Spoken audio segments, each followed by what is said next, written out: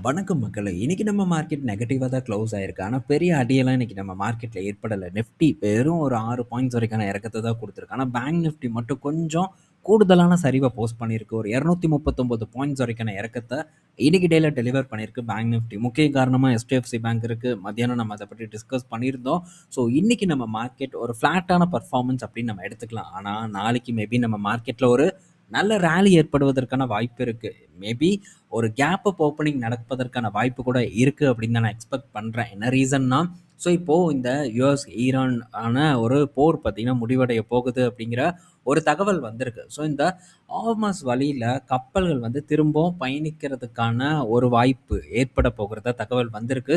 US பார்த்தீங்கன்னா இந்த கல்ஃப்ல இருந்து வெளிய போறதா, அவங்களுடைய போர்க்கப்பல எடுத்துட்டு போறதா ஒரு தகவல் வந்து வந்திருக்கு. இது வரக்கூடிய ஒரு 1 மாதத்துல நடக்கும் அப்படின்ட்டு ஒரு செய்தி. அதுவும் குறிப்பா ஈரான் டிவில இருந்து வந்திருக்கு. ஸோ இவ்வளோ நாள் யுஎஸ் தான் பார்த்தீங்கன்னா அப்டேட் குடுத்துட்டு இருந்தாங்க. இன்னைக்கு ஒரு சேஞ்சுக்கு ஈரான் தரப்புல இருந்து அப்டேட் வந்திருக்கு. ஸோ சில எம்ஓயூஸ் பார்த்தீங்கன்னா சைன் பண்ண போகிறதாவும் ஒரு தகவல் வந்திருக்கு. இதுல பல நிபந்தனைகள் இருக்கு. சைன் பண்ணப்படுமா அப்படிங்கிறத நம்ம பொறுத்திருந்து பார்க்கணும். இவ்வளோ நாள் நம்ம பார்த்திருப்போம். ஸோ பல பேச்சுவார்த்தை நடந்தது. எந்த பேச்சுவார்த்தையும் சக்சஸ்ஃபுல்லா நடக்கவே இல்ல. இப்ப வரைக்கும் எந்த ஒரு பஞ்சாயத்தும் கிடையாது. ஆனா ஸோ அப்பப்போ பார்த்தீங்கன்னா, ஏதாச்சும் ஒரு செய்திய குடுத்து, மார்க்கெட்டையும் சரி இறக்குறாங்க. க்ரூட் ஆயிலையும் உச்சத்திலேயே வச்சிருக்காங்க. ஸோ இந்த செய்தி எத்தன நாட்களுக்கு நிலைக்கும் அப்படிங்கிறத நம்ம பொறுத்திருந்து பார்ப்போம். இதனால இன்னைக்கு டேல க்ரூட் ஆயிலோட பிரைஸ் திரும்ப இறங்கியிருக்கு. ஒரு 5% வரைக்கான சரிவு இன்னைக்கு டேல க்ரூட்ல ஏற்பட்டிருக்கு. ஸோ கரண்ட்டா க்ரூட் பார்க்கும்போது ஒரு 3.25% வரைக்கான சரிவ பார்த்தீங்கன்னா, டெலிவர் பண்ணிட்டு இருக்கு. ஸோ க்ரூட் அகைன் ஒரு சின்ன ஏற்றத்த குடுத்தது. பட் அதுக்கப்புறம் திரும்பவும் பழைய ஒரு லோவ நோக்கியே வந்திருக்கு இன்னைக்கு டேல. ஸோ இது நம்ம மார்க்கெட்ட பொறுத்தவரைக்கும் நல்ல செய்தி தான். மேபி இதனால நாளைக்கு நம்ம மார்க்கெட்ல ஒரு பாசிட்டிவ் பெர்ஃபார்மன்ஸ் ஏற்பட்டாலும் ஏற்படலாம் அப்படின்னு தான் நான் நினைக்கிறேன். ஸோ வெயிட் பண்ணி பார்ப்போம். அடுத்தது பார்த்தீங்கன்னா டிசிஎஸ் கிட்ட இருந்து அப்டேட் வந்திருக்கு. ஸோ டிசிஎஸ்க்கு பார்த்தீங்கன்னா ஸோ நிறுவனம் பேர் டக்குன்னு மறந்துருச்சு. எஸ்கேஎஃப். ஸோ இந்த எஸ்கேஎஃப் குளோபல் இந்தியாவிலும் இருக்குன்னு நினைக்கிறேன் இந்த நிறுவனம். ஸோ இந்த எஸ்கேஎஃப் குளோபல் நிறுவனத்துக்கிட்ட இருந்து ஒரு மல்டி இயர் டீல பார்த்தீங்கன்னா வின் பண்ணியிருக்காங்க. ஸோ மல்டி மில்லியன் டாலர் அப்படின்னு மென்ஷன் பண்ணியிருக்காங்க. பட் இந்த டீலோட ஒர்த் என்ன அப்படிங்கிறது நமக்கு கிடைக்கல. ஸோ பேஸ்டு ஒரு டீல வின் பண்ணியிருக்குது இந்த டிசிஎஸ் நிறுவனம். இது டிசிஎஸை பொறுத்த வரைக்கும் நல்ல செய்தி. ஆனால் டிசிஎஸோட பங்கு விலையில ஏதாச்சும் மாற்றம் இருக்கு? ஒரு மாற்றமும் இல்ல. அப்படியே பார்த்தீங்கன்னா, கிணத்துல போட்ட கல்லாட்டம் தூங்கிக்கிட்டே தான் இருக்கு. பட் நான் டிசிஎஸ்ல பாசிட்டிவா இருக்கேன் அப்படின்ட்டு பலமுறை சொல்லியிருக்கேன். பார்ப்போம் என்னதான் நடக்குதுன்ட்டு. ஒரு ரிஸ்க் எடுக்கிறேன். அந்த ரிஸ்க்கு ரிவார்ட தருமா? இல்ல என்ன குடுக்கும் அப்படிங்கிறத பொறுத்திருந்து தான் பார்க்கணும். ஸோ சில பங்குகள் எல்லாம் ஓஎஃப்எஸ்எஸ் எல்லாம் பெட்டர் பெர்ஃபார்மன்ஸ டெலிவர் பண்ணிட்டு இருக்கு. ஆல்மோஸ்ட் திரும்ப அதோட பீக்குக்கே போயிருச்சு. ஆனா முன்னணி ஐடி நிறுவனங்கள் நம்ம நாட்டுல இருக்கக்கூடிய நிறுவனங்கள் ரொம்பவே டல்லான பெர்ஃபார்மன்ஸ குடுத்துட்டு இருக்கு. இத்தனைக்கும் டீல்ஸும் வின் பண்ணிட்டு இருக்காங்க. வருமானம் பெரிய இழப்பு இல்ல. அப்படியே அதே இடத்துல நிறுத்தி வச்சிருக்காங்க. ப்ராஃபிட் பார்க்கும்போதும் சின்னதா ஒரு வளர்ச்சி. பெரிய வளர்ச்சி இல்ல. சின்னதா ஒரு வளர்ச்சி பார்த்தீங்கன்னா ஏற்பட்டிருக்கு. பட் பெரிய பெர்ஃபார்மன்ஸ் ஐடி பங்குகள்ல இல்ல. ஸோ நல்ல வேல்யூவேஷன்ல இருக்கு. பட் ஏஐயோட பயம் பார்த்தீங்கன்னா, இன்னும் ஐடி பங்குகள விட்டு போகாம இருக்கு. ஸோ என்ன நடக்குதுன்னு பார்க்க நான் ரொம்பவே ஆர்வமா இருக்கேன். நல்ல ஒரு கணிசமான ஒரு முதலீடு இந்த இடத்துல பண்ணியிருக்கேன். ஸோ இருந்தாலும் அ இத ஒரு ஃபியூச்சர் பார்க்கறதுக்கு ரொம்பவே பார்த்தீங்கன்னா, ஒரு இதா தான் இருக்கேன். ஸோ இதில இருக்கக்கூடிய ரிஸ்க் நினைச்சு டெஃபினட்டா எனக்கு பயம் இல்ல. இன்கேஸ் ரிஸ்க் ஆயி மேபி இது ஒரு லாஸ எனக்கு குடுத்தாலும் கூட, ஸோ இத நான் டெஃபினட்டா ஒரு பாடமா தான் எடுத்துக்குவேன். பட் காலம் தான் பதில் சொல்லணும். ஸோ பொறுத்திருப்போம். காலம் பதில் சொல்லும் வரை. அடுத்தது ஸோ நெக்ஸ்ட்டு அதானி என்டர்பிரைசஸ் பார்த்தீங்கன்னா, மகாராஷ்டிரால ஒரு 70,000 கோடி மதிப்பிலான கோல் கேசிஃபிகேஷன் பிளான்ட் அமைக்க போறதா ஒரு தகவல் கிடைச்சிருக்கு. ஸோ இதுக்கு அந்த மாநிலம் பார்த்தீங்கன்னா, ஒப்புதலும் குடுத்துருக்காங்க. ஸோ இது அதானி என்டர்பிரைசஸ பொறுத்தவரைக்கும் ஒரு பாசிட்டிவான நியூஸ். ஸோ இந்த கோல் கேசிஃபிகேஷன் ப்ராஜெக்ட் பல நிறுவனங்கள் பண்ணிட்டு இருக்காங்க. ஸோ ஃபியூச்சர் இன்னும் பார்த்தீங்கன்னா, நம்ம எல்என்ஜி வெளிய இருந்து பெரிய அளவுக்கு வாங்கிக்கிட்டு தான் இருக்கோம். ஸோ இப்போ இந்த மாரியான ப்ராஜெக்ட் மூலியமா உள்நாட்டு தேவைய ஓரளவு பூர்த்தி செய்யலாம். இதனால ஃபாரெக்ஸ் சேவ் பண்ணப்படும். இது நம்ம நாட்ட பொறுத்தவரைக்கும் நல்ல செய்தி. பட் இதெல்லாம் உடனே நடந்துராது. ஸோ இது நடப்பதற்கு எப்படியும் 3லிருந்து ஒரு 5, 6 வருடங்கள் கிட்ட கூட நடந்தாலும் நடக்கலாம். ஸோ பேஸ்டு மேனர்ல ஒவ்வொரு கம்பெனிஸா பார்த்தீங்கன்னா, இத ஆரம்பிப்பாங்க அப்படிங்கிற எதிர்பார்ப்பு எனக்கு இருக்கு. So next HFCL. ஸோ இந்த பங்கு அபார வளர்ச்சிய குடுத்துருக்குங்க. ஸோ வேற லெவல் பெர்ஃபார்மன்ஸ இந்த வருடத்தில மட்டும் டெலிவர் பண்ணியிருக்கு. ஸோ இது என்னோட வாட்ச் லிஸ்ட்ல இருக்கக்கூடிய ஒரு பங்கு தான். பட் இருந்தாலும் இந்த HFCL பார்த்தீங்கன்னா, எனக்கு அந்த டைம்ல ரிஸ்க்கா தான் தெரிஞ்சது. அதனால நான் இது பக்கம் போகல. ஸோ அதுதான் உண்மை. பட் இந்த பங்கு மாறா நான் நினைச்சதுக்கு மாறா ஒரு பெட்டர் பெர்ஃபார்மன்ஸ டெலிவர் பண்ணியிருக்கு. கிட்டத்தட்ட ஒரு ரூ. 65 ரூ. 60 கிட்ட இருந்த பங்கு இந்த வருடம் ஆரம்பத்துல இப்ப பார்க்கும்போது ரூ. 173 கிட்ட இருக்கு. எவ்வளவு பெரிய ஒரு ஏற்றம் அப்படிங்கிறத பாருங்க. ஸோ என்ன ரீசன்னா டேட்டா சென்டர் தான் ஒரே ரீசன். ஸோ இந்த டேட்டா சென்டர் காரணத்தை சொல்லி இந்த பங்கை ஏற்றிருக்காங்க. ஸோ அதுக்கான கேபிள்ஸ், ஸோ இவங்களும் கேபிள் சப்ளை பண்ணிட்டு இருக்கக்கூடிய நிறுவனம் தான் ஃபைபர் கேபிள்.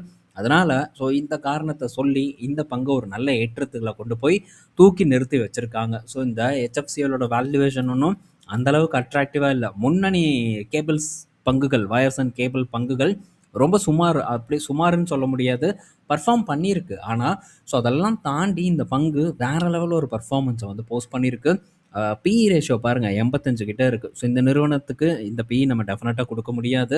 ரூ. 60 கிட்ட இருக்கும்போதும் கூட இந்த பங்குக்கு வேல்யூவேஷன் சூட்டபிளாக இல்லை. பட் இருந்தாலும் மார்க்கெட்டில் இந்த பங்கு பெட்டர் பர்ஃபார்மன்ஸை போஸ்ட் பண்ணியிருக்கு. ஸோ டேட்டா சென்டர் செக்மெண்ட்டில் இவன் அந்த அளவுக்கு பெரிய ஒரு தாக்கத்தை ஏற்படுத்துமா, நல்ல ஒரு ரெவன்யூவை ஈட்டுமா அப்படின்னு பார்த்தா சந்தேகம் தான். ஸோ மற்ற முன்னணி நிறுவனங்கள் கூட கம்பேர் பண்ணும்போது வாய்ப்பு ரொம்ப குறைவு. பட் இருந்தாலும் கூட இந்த பங்குல பெட்டர் பர்ஃபார்மன்ஸ் வந்திருக்கு. மேபி ஆப்ரேட் கூட பண்ணியிருக்கலாம், அதை நம்ம உறுதியாக வந்து சொல்ல முடியாது. பட் ரிஸ்க் நமக்கு தேவையில்லாத வேலை. ஸோ அதே நேரத்தில் ஃபினோலெக்ஸ் கேபிளோட பர்ஃபார்மன்ஸ் பெட்டர் பர்ஃபார்மன்ஸ் கொடுத்துருக்கு. ஸ்டில் வேல்யூவேஷன் பார்த்தீங்கன்னா ரொம்ப சீப்பாக தான் வந்து இருக்குது மற்ற கேபிள் செக்டர் பங்குகள் கூட கம்பேர் பண்ணும்போது. ஸோ இப்போது இன்னைக்கு டேயில் 52 வீக் ஹையை பார்த்தீங்கன்னா ரீச் பண்ணியிருக்கு. 8% மேலான ஒரு ஏற்றத்தை ஃபினோலெக்ஸ் கேபிள் கொடுத்துருக்கு. ஸோ பி ரேஷியோ பாருங்கள் எங்கே இருக்குன்ட்டு. கடன் இல்லை இந்த நிறுவனத்துக்கு. ஸோ கெப்பாசிட்டியை ஆல்ரெடி பார்த்தீங்கன்னா எக்ஸ்பேண்ட் பண்ணியிருக்காங்க. ஸோ இத்தனை விஷயங்கள் இருக்குது இந்த ஃபினோலெக்ஸ் கேபிளை பொறுத்த வரைக்கும். இன்னும் பல விஷயங்கள் இருக்குது, இதை பற்றியெல்லாம் நம்ம தனியாக டிஸ்கஸ் பண்ணியிருக்கோம், ஆர்டிக்கல் போட்டிருக்கோம். ஸோ பெட்டர் பர்ஃபார்மன்ஸை டெலிவர் பண்ணியிருக்கு. நாளைக்கு ரிசல்ட்டுன்னு நினைக்கிறேன், ரிசல்ட் வரட்டும். ஸோ வந்த வயர்ஸ் அண்ட் கேபிள் செக்டர் பங்குகளோட பர்ஃபார்மன்ஸ் பெட்டராக தான் இருந்தது. ஸோ இங்கேயும் பெட்டர் பர்ஃபார்மன்ஸ் இருக்கும்னு நான் எதிர்பார்க்குறேன். மேபி பெட்டர் பர்ஃபார்மன்ஸ் இருந்ததுன்னா ஃபர்தராக மேலே போவதற்கான வாய்ப்பு இருக்குது அப்படின்னு நான் எக்ஸ்பெக்ட் பண்ணுறேன். ஸோ இப்போ இந்த ஃபினோலெக்ஸ் கேபிளை பொறுத்த வரைக்கும் ப்ரோ என்ன ப்ரோ இதை ப்ராஃபிட் புக் பண்ணிடலாமா அப்படின்ட்டுலாம் நம்ம நண்பர்கள் கேட்டுக்கிட்டு தான் இருக்காங்க. பட் மேபி உங்களுக்கு ஓகே எனக்கு போதும் அப்படின்னு தோணுச்சுன்னா நீங்கள் தாராளமாக புக் பண்ணிக்கோங்க. அது உங்களுடைய விருப்பம் தான், நம்ம வந்து அதெல்லாம் சொல்ல முடியாது. பட் நான் இந்த இடத்துல பார்த்தீங்கன்னா கண்டினியூ தான் பண்ண போகிறேன். ஸோ இன்னும் வளர்ச்சிக்கான ஒரு ஸ்பேஸ் இருக்குது அப்படிங்கிற ஒரு எதிர்பார்ப்பு எனக்கு இருக்குது. மேபி அது பொய்யா கூட போகலாம், திரும்ப ஒரு சரிவை கூட சந்திக்கலாம். ஆனால் இங்கே நான் என்ன முடிவு எடுத்திருக்கேன் அப்படிங்கிறத தான் வந்து டிஸ்கஸ் பண்ணுறேன். ஸோ வெயிட் பண்ணி நான் பார்க்குறேன். ஸோ மேபி நீங்கள் உங்களுடைய ஒரு கெப்பாசிட்டியை பொறுத்து தான் முடிவு வந்து எடுக்கணும். ஏன்னா என்னோட முடிவு உங்களுக்கு சூட்டபிளாக இருக்காது. ஸோ அதை நம்ம பலமுறை வந்து பேசியிருக்கோம்.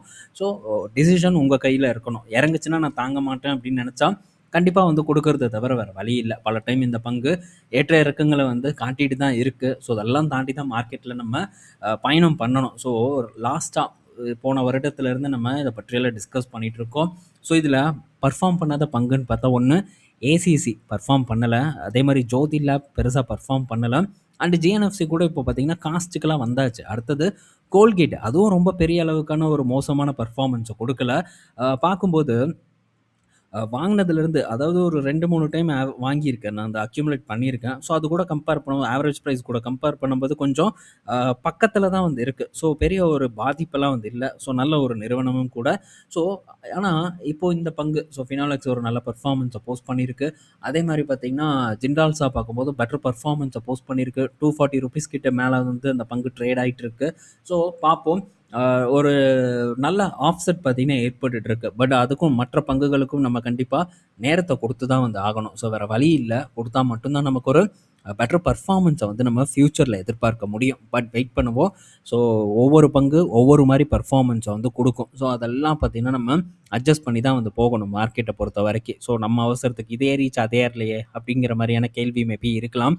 பட் நம்ம வெயிட் பண்ணணும் அப்படிங்கிறத மட்டும் ஆழமாக மனசுக்குள்ளே வந்து பதிய வச்சுக்கோங்க. ஸோ வாங்குறதுக்கு முன்னாடி பல முறை வந்து யோசிக்கணும். இன்கேஸ் மேபி தவறு நடக்கலாம். ஸோ தவறு நடப்பது கண்டிப்பாக ஒரு இயல்பான ஒரு விஷயம், நடக்கிறதுக்கான வாய்ப்புகளும் அதிகமாக தான் இருக்குது. பட் அந்த தவறை நம்ம 100% மனசார அக்செப்ட் பண்ணி ஸோ வெளியே போகிறதுக்குள்ள எந்த விதமான சமரசமும் காட்டக்கூடாது. ஸோ இது பங்குச்சந்தையில் ஒரு பேசிக் ரூல். இதை மட்டும் நம்ம செய்ய தவறணும் அப்படின்னா, ஒரு பங்கு மேலே ரொம்ப ஒரு ஈடுபாடு எடுத்து ஸோ இறங்க அந்த பங்கை நம்ம வாங்கிக்கிட்டே இருந்தோம்னா பெரிய ஒரு பாதிப்புக்குள்ளே நம்ம சிக்கிறதுக்கான சான்சஸ் இருக்குது. தவறு அப்படின்னு நமக்கு தெரிஞ்சதுன்னா அக்செப்ட் பண்ணிவிட்டு லாஸை புக் பண்ணிவிட்டு லாஸை தலையில் ஏற்றிக்கிட்டு ஸோ வெளியே வர்றது தவிர நமக்கு வேறு வழி இல்லை. இது என்னோட ஒரு மைண்ட் செட், அதை இங்கே நான் டிஸ்கஸ் பண்ணுறேன். ஸோ வெயிட் பண்ணி பார்ப்போம். ஓரளவு ஒரு ஃப்யூச்சரில் இன்னும் வரக்கூடிய காலங்களில் ஒரு பர்ஃபார்மன்ஸ் ஏற்படுத்தும் பங்குகள் அப்படிங்கிற எதிர்பார்ப்பு எனக்கு வந்து இருக்குது. ஸோ பொறுத்திருந்து பார்க்கலாம். அடுத்தது பார்த்திங்கன்னா ஸோ எல்ஐசி வந்து 10,000 கோடி மதிப்பிலான பங்குகள வந்து விற்க போறதா வந்து சொல்லியிருக்காங்க. கவர்மெண்ட் தான் வந்து விற்க போறாங்க. ஒரு 2% ஸ்டேக் வந்து இதில கைமாற போகிறதா ஒரு தகவல் வந்திருக்கு. என்ன பிரைஸ் அப்படின்ட்டுலாம் தெரியல. அடுத்த மாதம் தான் கவர்மெண்ட் வந்து விற்க போறதா சொல்லியிருக்காங்க. ஸோ டீடெயில் வரட்டும். இத பற்றியும் நம்ம டிஸ்கஸ் பண்ணுவோம். ஸோ நெக்ஸ்ட் பார்த்தீங்கன்னா, Zydus கிட்ட இருந்து ஒரு அப்டேட்டு. ஸோ Zydus என்ன சொல்லியிருக்காங்க? Zydus கிட்ட இருந்து என்ன செய்தி வந்திருக்குன்னு பார்த்தா, ஸோ லிவர் டிசீஸ்க்கான ட்ரக் அப்ளிகேஷன் பார்த்தீங்கன்னா, பிரியாரிட்டி ரிவ்யூவுக்கு FDA வந்து அப்ரூவல் குடுத்துருக்காங்க. ஸோ இது Zydusஅ பொறுத்தவரைக்கும் ஒரு நல்ல செய்தி. விரைவில் பார்த்தீங்கன்னா, ஸோ ரிவ்யூ முடிஞ்சு மேபி FDA அப்ரூவல் கிடைச்சு சந்தைப்படுத்துதல் கூட ஏற்படலாம். ஸோ வெயிட் பண்ணி பார்ப்போம். இதெல்லாம் Zydusக்கு நல்ல நியூஸ். ரீசென்ட்டா Zydus நல்ல பெர்ஃபார்மன்ஸ வந்து போஸ்ட் பண்ணிட்டு இருப்பதும், நம்மள பொறுத்தவரைக்கும் ஒரு நல்ல விஷயம் தான். என்ன இடப்பட்ட டைம்ல வாய்ப்பு கிடைக்கல. பட் இதெல்லாம் முன்னாடி ஒரு நல்ல ஒரு பாட்டம்ல இருந்த பங்கு. ஸோ அப்போ வந்து நமக்கு சான்ஸ் ஏற்பட்டது. பட் பெரிய அளவுக்கு இந்த பங்கும் டிஸ்கஸ் பண்ணல. ஸோ இந்த பங்கு பிரபலமானதே அரௌண்ட் ஒரு நான் ஃபோக்கஸ் பண்ணி அங்கேருந்து டபுள் ஆனதுக்கு அப்புறம் தான் இந்த பங்கு பிரபலமே ஆக ஆரம்பிச்சது. 600, 650 ரூபா கிட்ட தான் இந்த பங்கு பெரிய அளவுக்கு ரீட்டைல் இன்வெஸ்டர்ஸ்னால பேசவே வந்து பட்டிருந்தது. ஸோ பார்ப்போம். திரும்ப சான்ஸ் கிடைக்கும் அப்படின்னு தான் நான் எதிர்பார்க்கிறேன். வெயிட் பண்ணி நம்ம மட்டும் பார்ப்போம். மேபி கிடைச்சதுன்னா யூஸ் பண்ண ட்ரை பண்ணலாம். இல்ல கிடைக்கிற இடத்துல ஆப்பர்ச்சுனிட்டிய பிடிக்கிறதுக்கு நம்ம ட்ரை பண்ணிக்கலாம். ஸோ இந்த வீடியோல நம்ம பல இன்ஃபர்மேஷன் பார்த்துருப்போம். பயனுள்ளதா இருக்கும்னு நான் நினைக்கிறேன். நாளைக்கு நம்ம இன்னொரு வீடியோல மீட் பண்ணுவோம். பாய் மக்களே!